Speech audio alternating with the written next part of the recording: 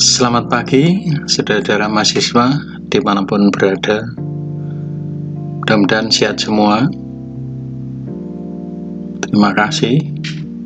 Pada pagi hari ini kita akan melanjutkan kuliah sejarah Asia Timur 1 setelah kita mengadakan UTS. Bagaimana bisa mengerjakan UTS-nya? Mudah-mudahan bisa kerjakan dengan baik. Ya, karena kondisi pandemi sesuai dengan anjuran pemerintah, pimpinan universitas, fakultas, bahkan prodi, kita kuliah pada masa ini menggunakan online. Namun tidak masalah, ya, mudah-mudahan semua bisa bergabung. Ya. Pada pagi hari ini kita akan melanjutkan untuk masuk sejarah Jepang.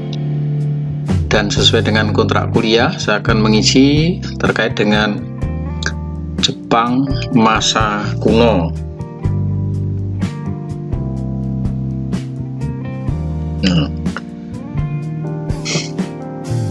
Jepang masa kuno, kita lihat dari keadaan geografis.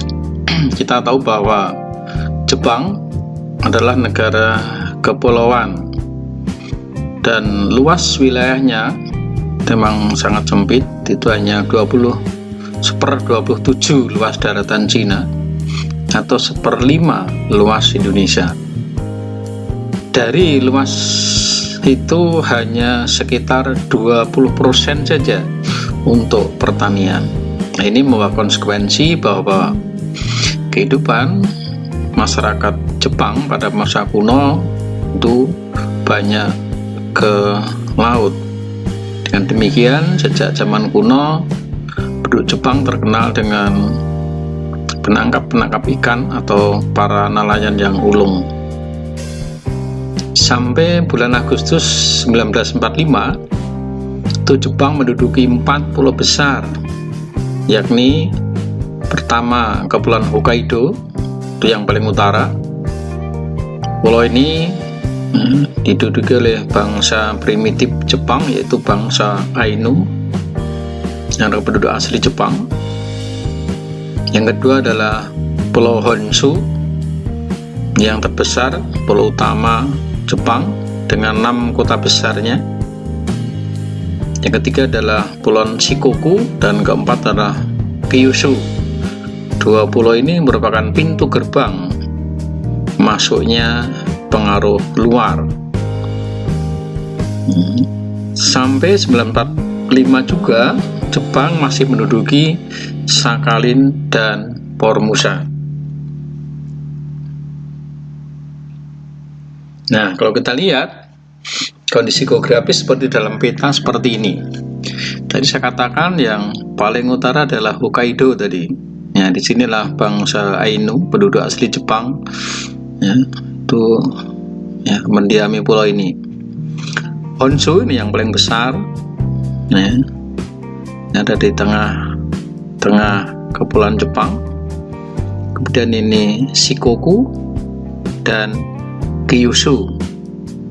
Sedangkan Jepang ini berbatasan dengan Laut Jepang. Ini sebelah baratnya.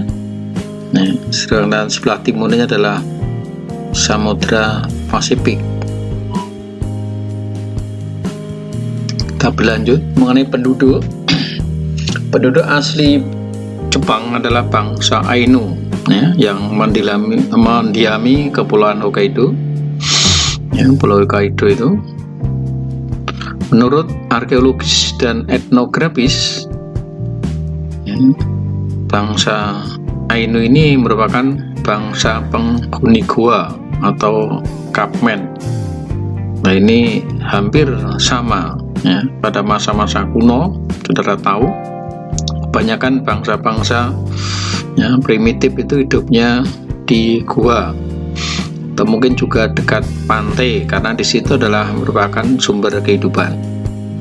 Sedangkan bangsa Jepang yang sekarang itu merupakan ras campuran, yaitu antara ras Manchu, Cina, Melayu, dan Mongol.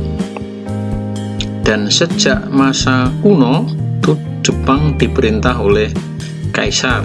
Nah, kaisar pertama Jepang adalah Jimmu, atau dikenal dengan Jimmu Tenno.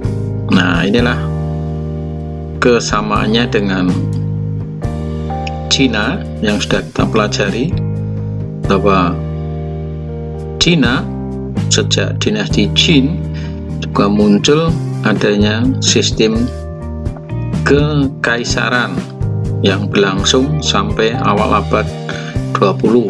Nah, di Jepang sejak kuno dan nanti akan disisipi oleh kekuasaan shogun.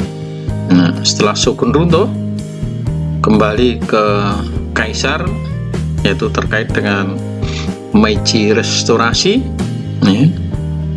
dan sampai pada puncaknya 45 nanti, kaisar atau Tenno dianggap sebagai keturunan dewa, bahwa diakui memang kaisar adalah orang setengah dewa. Dia sebagai penghubung antara manusia dengan dewa. Ya, mengenai pembabakan zaman, kita tahu ada zaman prasejarah.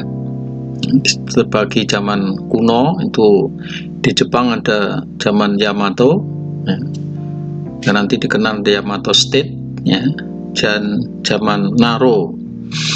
Di Yamato sendiri ini terbagi zaman Kofun dan Asuka, sedangkan kelanjutannya dari masa kuno ke baru adalah zaman Heian.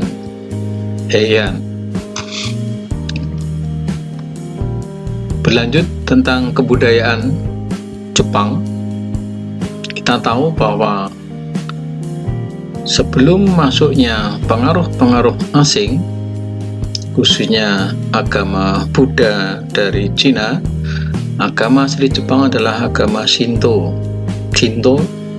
atau the way of the god, jadi jalan para dewa. Inilah agama asli Jepang yang sangat berpengaruh terhadap kehidupan Jepang kuno. Dan nanti terkait dengan seni, kebudayaan, di masa-masa kuno kebanyakan Jepang banyak belajar ke Cina, baik di bidang politiknya, ekonominya, budayanya, di masa Jepang. Tetapi setelah nanti Jepang memasuki masa Meiji restorasi, itu terbalik. Yang menjadi muridnya sekarang adalah Cina. Jadi setelah Meiji restorasi, ini Cina banyak belajar ke Jepang. Tapi sebelum Meiji restorasi, Jepanglah yang banyak belajar ke Cina. Nah, bagaimana sikap Jepang terhadap kebudayaan asing?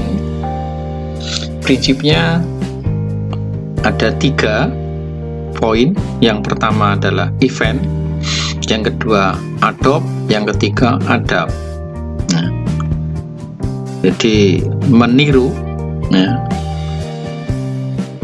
mengembangkan, dan akhirnya mencipta, meng-create. Itulah sikap Jepang terhadap budaya asing.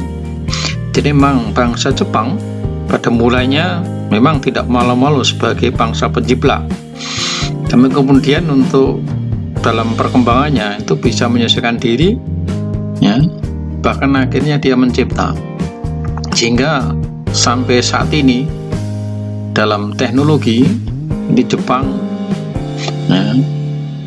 sejajar dengan negara-negara maju Eropa, bahkan Amerika. Dengan demikian kita lihat bahwa dalam sejarah Jepang kita mengenal istilah yang kontradiktif. Jepang itu kecil tetapi besar. Kecil dalam arti apa? Jepang tidak punya sumber daya alam. Jadi tanahnya pertanian saja hanya 20%. Lainnya adalah tanah-tanah tandus, tetapi kondisi itulah yang mendorong bangsa Jepang untuk kreatif dan inovatif, ya. Sehingga satu sisi kecil tadi, Jepang menjadi negara besar. Jepang itu besar, mengapa? Karena ya, Jepang berhasil membangun dirinya, ya, dengan SDM yang ada, membangun negaranya, membangun bangsanya menjadi bangsa yang besar, ya, di bidang ekonomi, ya, itu sejajar dengan negara-negara Barat, negara-negara Eropa, bahkan menyamai Amerika. Ya.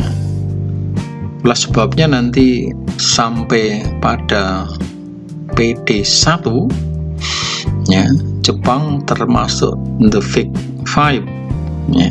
Jadi yang tadinya Jepang itu terbelakang di masa kesugunan, masa isolasi, ya.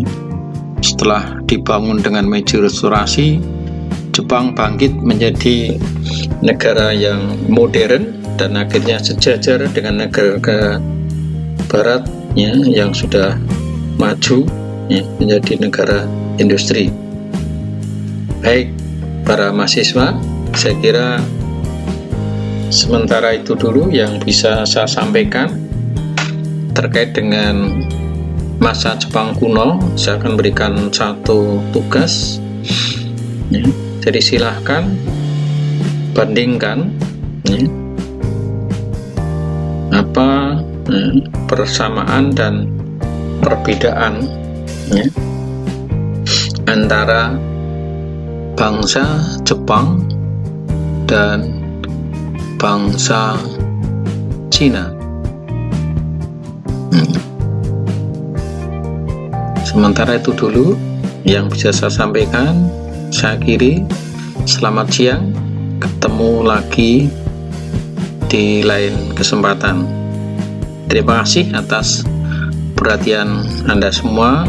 Semoga sekali lagi dalam kondisi sehat, sehingga kita bisa mengikuti aktivitas perkuliahan dengan online. Terima kasih.